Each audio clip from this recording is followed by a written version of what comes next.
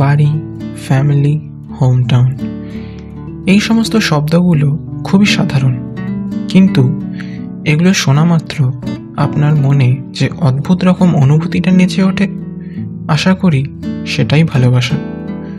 এমন এক ভালোবাসা যা কেউ সহজে স্বীকার করে না, কিন্তু মনে মনে জানে, মানেও। 12 ক্লাস পাশ করে সবাই তো যায় যার যার কাজে, ছুটিতে আসা হয়তো হয়, কিন্তু বাড়ি ফেরা কি হয়? এই শব্দগুলো আমাদের কিছু স্মৃতির সম্মুখীন করে, যদিও স্মৃতির বাগানে বিচরণ ঠিক সেরকমভাবে হয় না। রাত 3টে অথবা দিনের সবচেয়ে ব্যস্ত মুহূর্তের মাঝে যে 5 মিনিটের জানালা, সে সময় স্মৃতি তার বাগানে আপনাকে আমন্ত্রণ জানায়। আপনিও তার সাথে ব্যস্ত হয়ে পড়েন। তাকে কেউ মানা করতে পারে না। সে পৃথিবীর সকলের কাছে একটা ফুটফুটে ছোট বাচ্চার মতো। সে যখন বলেছে মানে আপনি যাবেন। তো চললেন আপনিও। সে পথে আপনার সবার প্রথম দেখা কোনো একজন অচেনা কিন্তু যেন খুব চেনা ব্যক্তির সাথে। কোথায় যেন দেখেছেন তাকে? টিউশনে, বাড়ির পাশে। সেও হয়তো একবার তাকালো আপনার দিকে। কাঁধে তার ব্যাগটা দেখে মনে হয় যে সে যেন লটারি বিক্রি করে কিংবা টোটো চালায়। আপনার মনে অদ্ভুত রকম এক অনুভূতি হয়। সেটা কি? দুঃখ, আনন্দ, নাকি নস্টালজিয়া? আপনার কি ডাকা উচিত তাকে? তার সাথে কি কথা বলা উচিত? কি উচিত, কি অনুচিত? আপনি বুঝতে পারেন না। মাথা নিচু করে কেবলই এগিয়ে চলেন। পথে বাবা সাইকেলে চড়ে কোনো এক ছোট মানুষকে তার বাড়ি ফিরতে দেখেন, স্কুল ড্রেসে। আপনিও তো এরকমই আসতেন একদিন, আর ফেরার পথে হয়তো ঝামেলা করতেন কেন আপনার 10-10টা বছর এই গ্রহতে আসার পরেও আপনাকে একা স্কুল যেতে দেওয়া হচ্ছে না। তখন হয়তো বুঝতেন না এরপরের বাকি সমস্ত জীবনটা যখন নিজেই নিজেকে টানতে হবে, সেই অভিজ্ঞতা অতটাও ভালো হবে না। এরপর আপনি পৌঁছলেন এক বড় খোলা প্রান্তরের সামনে। সোজা কথায় আপনার স্কুলের মাঠ। এই মাঠেই তো ফুটবল, ক্রিকেট, ধরাধরি কত কী না খেলেছেন। সেই একটা ছেলেকে দেখেছিলেন ষাঁড়ের ভয়ে দৌড়াতে, আরে যাকে একটু আপনি বুঝলেন যে আপনি কি বুঝতে পারছিলেন না।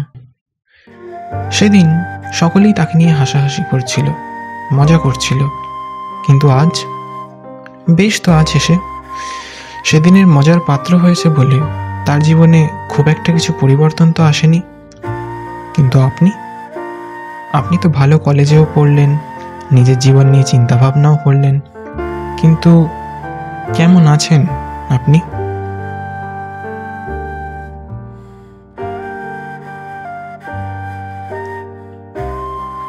এই সমস্ত কিছুই তো আপনারও ছিল। একদিন আপনি এ সমস্ত চাইতেন না, বড় হতে চাইতেন। এখন আপনার কাছে যেসব আছে সেসব চাইতেন। তবে কেন আপনার ইচ্ছা হয় সে দিনগুলোতে ফিরে যেতে? সত্যি কি সেগুলো এতই সুন্দর ছিল? আর এখন আগের সে সময় তো সম্পূর্ণটা আপনি ব্যবহার করেননি। এখন তা করছেন তো? জীবন শেষে মনে হবে না তো এই এখনের বর্তমান, তখনের অতীত এসবই ভালো ছিল? কি ছিল না তাহলে ভালো? নাকি কে ছিল না ভালো? কিন্তু না, এখন ভালো কই? দূর দূর অবধি তার তো কোনো দেখা নেই। চাকরি খোঁজার ঝামেলা, বাড়ির চাপ, বয়সের চাপ, প্রেমের চাপ, সমস্ত চাপে আপনি চাপাতি হয়ে পড়ে আছেন। ছোটবেলায় পড়াশোনার চাপ থাকলেও দিন শেষে অ্যাটলিস্ট শিনচ্যানটা তো দেখতে পেতেন। আর এখন দায়িত্ব, কর্তব্য এ সমস্তই আপনাকে ঘাড় ধরে তাদের মন মতো সমস্ত কাজ করিয়ে নেয়। সেই নিজেটা আর নেই, সেই আপনিটা আর নেই। এখন যা আছে তা দায়িত্বের আয়রন দিয়ে প্রেস করা অবশিষ্টটুকু।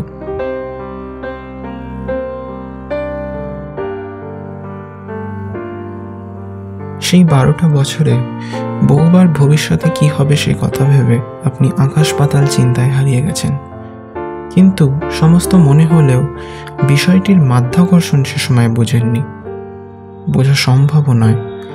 একটি মোটামুটি রকম ভালো প্রেম জীবনে থেকে যেমন বাউন্ডুলের ধরো যদি হঠাৎ সন্ধ্যায় বোঝা যায় না, ঠিক তেমনই এটাও। সেই 12টা বছর এখন অতীত। এখন আপনি শহরের বাইরে, আর যদিও বা শহরেই থাকেন, সে সময়ের আপনিটা কি আছেন? কোথায় থাকে সে এখন? কেমন আছে সে? তার খোঁজ খবর নেন? সে কি আদেও বেঁচে আছে? সে সময় আছে এখনো, তবে আপনার জন্য আর নেই। আপনি সময়ে এগিয়ে গেছেন। আপনার অস্তিত্ব এখন ভবিষ্যতে।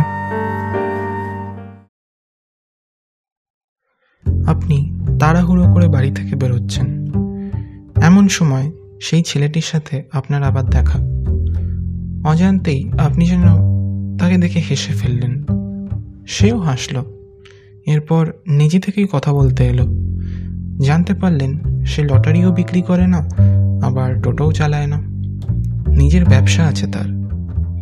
তুই কি করছিস? এর উত্তরে আপনি বললেন, আপনার নিজের জীবনটাকে অসহ্য লাগতে শুরু করলো। কি পারেন আপনি? আদৌ কি পারেন কিছু? এরম জীবন দেওয়ার থেকে না দিলেই তো। শুনুন, ধরে নিন আপনি জানলেন যে কোনো এক ভয়ানক অসুখ হয়েছে আপনার। কাল কাল আর আপনি পাবেন না। শেষ, সমস্ত কিছু, সত্যি সব শেষ।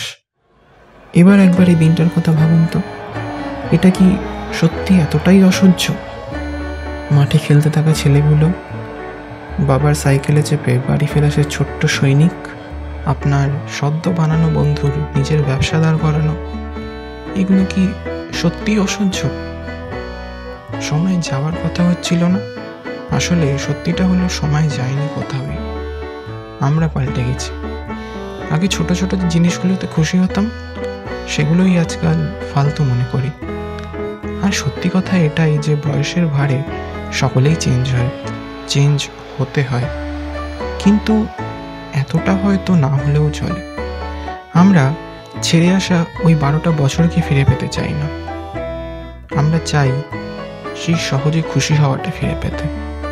হ্যাঁ, সমস্যা আছে। পরিবার, চাকরি, বয়স, সংসার, ভৌগোলিক, রাজনৈতিক এবং অবশ্যই পার্সোনাল। কিন্তু তা বলে সমস্ত সমস্যা মনে চেপে ধরে দেবদাস হওয়াটা কি প্রয়োজন? সমস্যা নিয়ে অবশ্যই ভাবুন, কিন্তু সেটা নিজেকে বিসর্জন দিয়ে নয়। অতীতের স্বপ্ন, ভবিষ্যতের দুঃস্বপ্ন ছেড়ে বর্তমানে ঘুম থেকে উঠুন। মনে করুন, আজ আপনি একবারও হেসেছেন? হাসুন। ভাবুন আজ কি ভালো হয়েছে। সে হোক না ছোট বিষয়। আপনার পছন্দের কাজ করুন, নিজেকে ভালোবাসুন, পরিবার, বন্ধু, প্রিয়জনদের সাথে সময় কাটান, তাদের জানান আপনি বাড়ি ফিরেছেন।